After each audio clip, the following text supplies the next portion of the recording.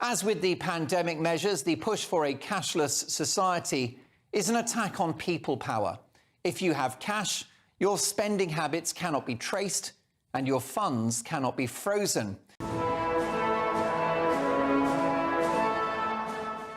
There's an old saying, cash is king. Never has that been truer in 2023, as governments and corporations encourage us to stop using cash notes and coins.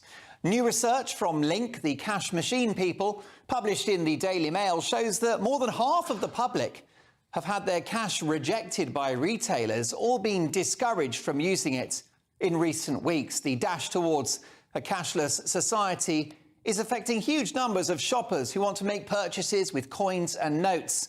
People are now struggling to get pounds and pennies accepted in restaurants and cafes, and whilst paying for parking.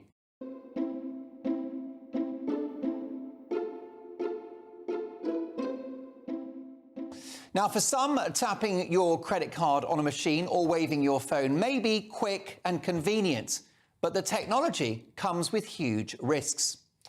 Take a look at Nigeria, for example, Africa's most populous country, which is seeking to limit the amount of money citizens can withdraw each day.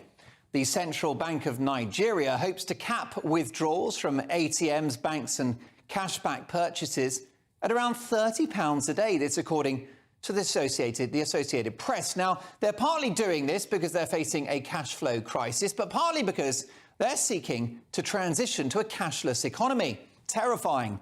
In my view, this is part of a wider campaign at government and corporate level to kill cash altogether and potentially in time transfer all of us to a digital programmable currency controlled by the state. As with the pandemic measures, the push for a cashless society is an attack on people power. If you have cash, your spending habits cannot be traced and your funds cannot be frozen, in the way, of course, that they can with a digital currency. Don't forget that tin pot dictator Justin Trudeau, Canada's tyrannical premier who froze the bank accounts of protesting vaccine mandate truckers. Well, he couldn't have done that with cash. In terms of a cashless society, all roads lead to China. It's the worst case scenario, the thick end of the wedge. Chinese citizens are part of what's called a social credit system, in which people's money is controlled digitally by the government. They've got virtual cash in their virtual bank accounts, access to which is linked to good behaviour. And with facial recognition cameras everywhere, the Chinese public can lose access to their money for the most minor indiscretion.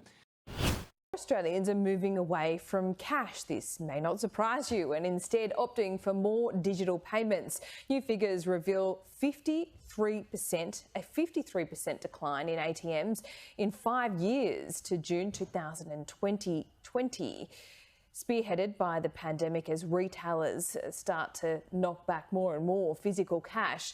Around 6,400 machines are active nationwide. That's down more than 31,000 8 years ago. ANZ, Commonwealth and Westpac also saw a shift in branch bank closures, each shutting more than 180 branches between 2015 and 2020.